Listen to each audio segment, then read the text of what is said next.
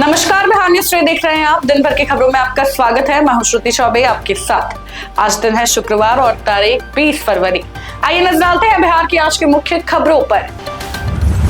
बिहार विधानसभा के बजट सत्र में विपक्ष बढ़ते अपराध को लेकर लगातार हंगामा कर रहा है।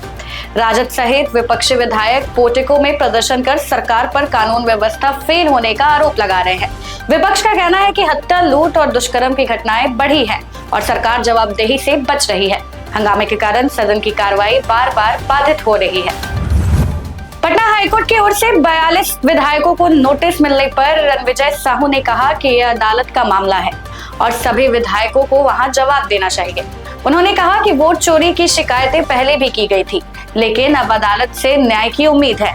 उन्होंने नाला खुला होने से बच्चे की मौत पर नगर विकास विभाग को जिम्मेदार ठहराया। रणविजय साहू ने अपराध बढ़ने और कानून व्यवस्था पर भी सरकार से जवाब मांगा है। अब तो देखिए, लगातार इन बातों को तो लेके लगातार चुनाव के पहले ही हम लोग इलेक्शन कमीशन हो या राज्य निर्वाचन आयोग हो या मुख्य निर्वाचन आयोग हो, उनसे लगातार पार्टी लेवल पर लगातार इस चीज की शिकायत करते आ रहे थे, लेकिन सुनने वाली तो कोई आयोग था नहीं। कोई पूरी तरह से पार्टी के रूप में काम करने का काम किया है और हमें लगता है कि माननीय न्यायालय का जब संज्ञान हुआ है तो न्याय जरूर मिलेगा। सर, दानापुर में एक सीरीज में गिरने से एक बच्चे की मौत हुई। देखिए, ये लापरवाही है। लगातार नगर विकास विभाग कहिए, गृह विभाग कहिए, आज गृह विभाग का आज बजट भी है, वक्तव्य भी है, गृह मंत्री जी का बयान आना है, तो आज निश्चित रूप से सरकार को हम लोग घेरेंगे और बिहार में जो हत्या का दौर है, अपराधियों का जो तांडव है, उस सदन के अंदर आज हम लोग मुद्दा क्या रहेगा? बिहार में जो अपराध हो रहा है, हत्या हो रही है लगातार, कोई किसको भगवान भरोसे लोग है, कोई किसी का सरकार नाम का कोई चीज नहीं है। सरकार शासन व्यवस्था में मस्त है। विधान परिषद में राबड़ी देवी ने बच्चियों के साथ बढ़ते दुष्कर्म मामलों पर सरकार को घेरा है। उन्होंने कहा कि फरवरी में 35 मामले सामने आए हैं और सरकार क्या कर रही है, ये पूछा। सभापति ने कहा कि सरकार कार्रवाई कर रही है और मामले की सूची देने को कहा। सरकार ने दावा किया कि महिलाओं की सुरक्षा उनकी प्राथमिकता है। विपक्ष ने कहा कि सिर्फ वादा नहीं, सख्त कदम जरूरी है। सब लोग तो देख रहा है, बिहार जा रहा है कि राम राज है, ये तो राम राज बता रहे हैं सत्ता पक्ष वाले लोग। राम राज है, राम राज है, इसीलिए हो रहा है, रोज हत्या। बिहार में रोजगार लगाने की बात की जा रही है, मार दिया जा रहा है, इसीलिए हो रहा है। राम राज में शराब की मौत राम राज में यही होता है क्या? जहरीली शराब आज दिन हो रहा है हत्या, बलात्कार, अपहरण। आप लोग तो छिपा हुआ है, आप लोग तो दिखाते हैं। बहुत बड़ा है। भाकपा माले विधायक अजय सिंह ने कहा कि कोर्ट से नोटिस मिले तो हर विधायक को जवाब देना चाहिए। उन्होंने कहा कि वोट चोरी का मामला चुनाव आयोग से जुड़ा है और अगर कोर्ट ने नोटिस दिया है तो जवाब देना जरूरी है। उन्होंने महिलाओं को 10,000 देने की योजना पर भी सवाल उठाया और कहा कि चुनाव की घोषणा के बाद इस तरह का लाभ देना ठीक नहीं है। अजय सिंह ने कहा कि उस समय चुनाव आयोग को सख्त कदम उठाना चाहिए था। अभी तक तो किसी को कोई आपको मालूम है किसी को मिला है नोटिस? किसी को नहीं मिला। पटना हाईकोर्ट ने 42 विधायकों पर नोटिस जारी किया है। सर, विधायक को वोट चोरी और चुनाव में हलफनामा गलत देने का आरोप में ये नोटिस जारी किया है। इस पर क्या कहना है?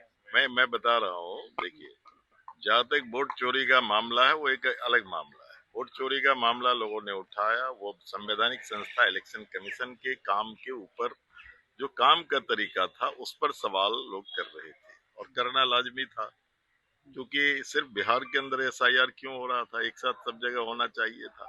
फिर उसमें नाम बहुत काटे गए थे, जब उसमें राजनीतिक पार्टी अलर्ट हो गई फिर नाम उसमें घट भी गए। तो इसीलिए उस सवाल को उठाना, अपने जगह पर जो हार गए हैं जो वो उठा रहे हैं।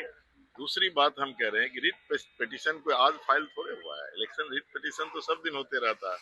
चुनाव खत्म होता है और जो हारते हैं तो वो उनको लगता है मन में ये सवाल इस कारण से जो है हम हार गए हैं, वो उठाते हैं।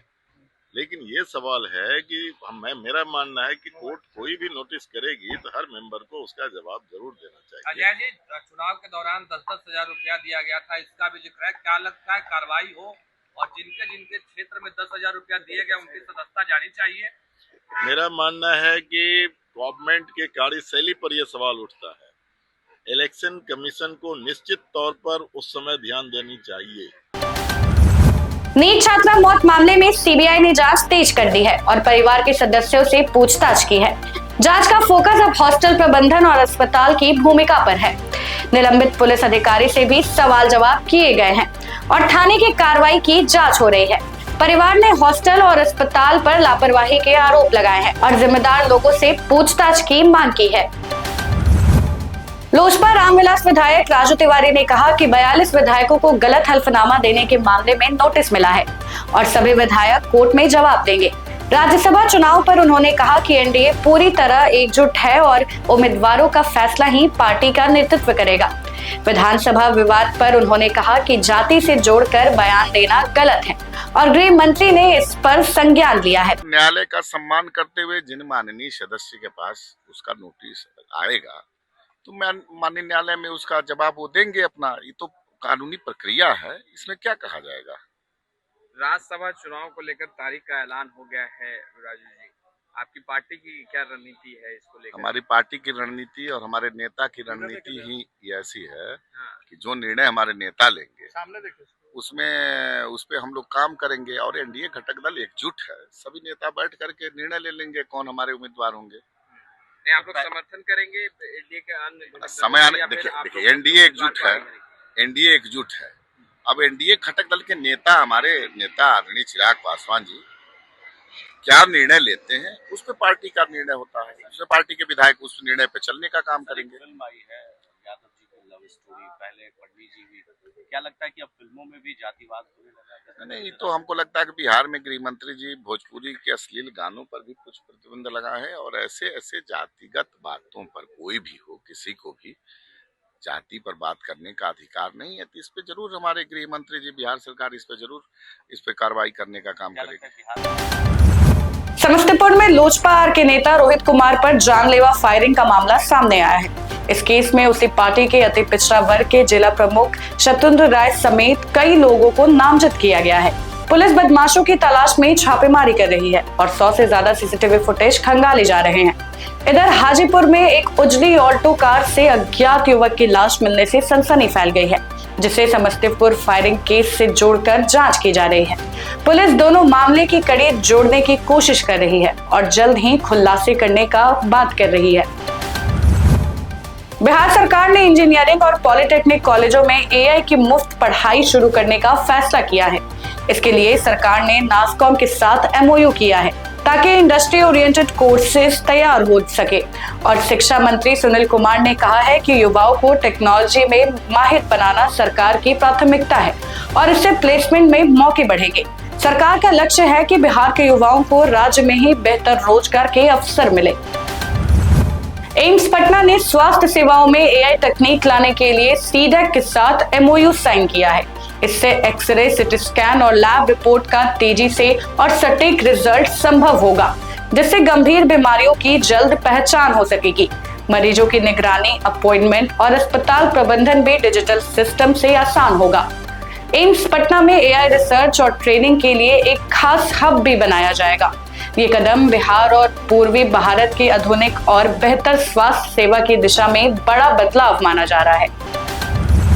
नगर निगम ने शहर की जलापूर्ति व्यवस्था मजबूत करने के लिए 8 बड़ी परियोजनाओं को मंजूरी दी है। जिन इलाकों में पाइपलाइन नहीं थी या खराब हो चुकी थी, वहां नई पाइपलाइन बिछाई जाएगी। कंकड़बाग, मीठापुर, राजापुर, पाटलिपुत्रा समेत कई वार्डों में नेटवर्क का विस्तार किया जाएगा। इससे गर्मियों में पानी की कमी पर नियंत्रण मिलेगा और घर घर कनेक्शन भी दिए जाएंगे। किसान क्रेडिट कार्ड की अवधि अब 5 साल से बढ़ाकर 6 साल करने का प्रस्ताव है, जिससे किसानों को नवीकरण की झंझट कम होगी। ऋण सीमा खेती की लागत के हिसाब से तय होगी और लंबी अवधि वाली फसलों के किसानों को ज्यादा फायदा मिलेगा। ब्याज दर पहले जैसी रहेगी, समय पर भुगतान करने पर छूट भी मिलेगी। नए नियमों में ड्रोन, स्मार्ट सिंचाई और मौसम सेवा जैसे एग्रीटेक खर्च शामिल किए गए हैं। आरबीआई ने इस मसौदे पर 6 मार्च तक सुझाव मांगे हैं, जिसके बाद इसे लागू किया जा सकता है। पटना विश्वविद्यालय छात्र संघ चुनाव को लेकर पुलिस की सख्ती बढ़ गई है। 24 घंटे में अध्यक्ष पद के एक उम्मीदवार समेत 9 छात्रों को गिरफ्तार किया गया है। पटना वुमेन्स कॉलेज में होने वाली अध्यक्ष डिबेट को छात्रों के हंगामे के बाद स्थगित कर दिया गया है और जांच के लिए 3 सदस्यीय कमेटी बनाई गई है। पुलिस ने देर रात सभी हॉस्टलों में छापेमारी भी की है। समाज कल्याण मंत्री मदन सहनी ने बताया कि आंगनबाड़ी केंद्रों के बच्चों को 2 सेट पोशाक दी जाएंगी और अप्रैल मई तक 52 लाख बच्चों को कपड़े मिलेंगे। इसके लिए 213 करोड़ रुपए की राशि मंजूर की गई है। सरकार 300 करोड़ रुपए के नए आंगनबाड़ी केंद्र बनाएगी, जिससे किराए के भवनों में चल रहे केंद्रों की समस्या दूर होगी। साथ ही कामकाजी महिलाओं के बच्चों के लिए पालन घर की सुविधा भी बढ़ाई जाएगी। बिहार में निगरानी विभाग ने बड़ी कार्रवाई करते हुए किशनगंज के ठाकुरगंज की डीपीओ अनीता कुमारी को 50,000 रुपए रिश्वत लेते रंगे हाथ पकड़ लिया। आरोप है कि उन्होंने एक व्यक्ति को सस्पेंड कराने की धमकी देकर 10 लाख रुपए की मांग की थी। शिकायत मिलने के बाद विशेष निगरानी इकाई ने जाल बिछाकर उन्हें गिरफ्तार किया। इस मामले में भ्रष्टाचार निरोधक कानून के तहत केस दर्ज किया गया है और आरोपी अधिकारी को निगरानी कोर्ट में पेश किया जाएगा। बिहार में कमजोर पश्चिमी विक्षोभ के कारण ठंड में कमी आई है और दिन में धूप से हल्की गर्मी महसूस हो रही है। शाम को पछुआ हवा चलने से हल्की ठंड बनी रहेगी और हवा की रफ्तार 30 किलोमीटर प्रति घंटा तक हो सकती है। आने वाले 2 दिनों में तापमान 1 से 2 डिग्री तक बढ़ने का अनुमान है। किशनगंज में सबसे कम 10.9 डिग्री और पटना में न्यूनतम तापमान 16 डिग्री दर्ज किया गया। मोतिहारी में सबसे ज्यादा 32.5 डिग्री तापमान रिकॉर्ड हुआ है। फिलहाल के लिए बस इतना ही। बाकी की अपडेट्स के लिए बने रहे बिहार न्यूज टुडे के साथ। तब तक के लिए धन्यवाद।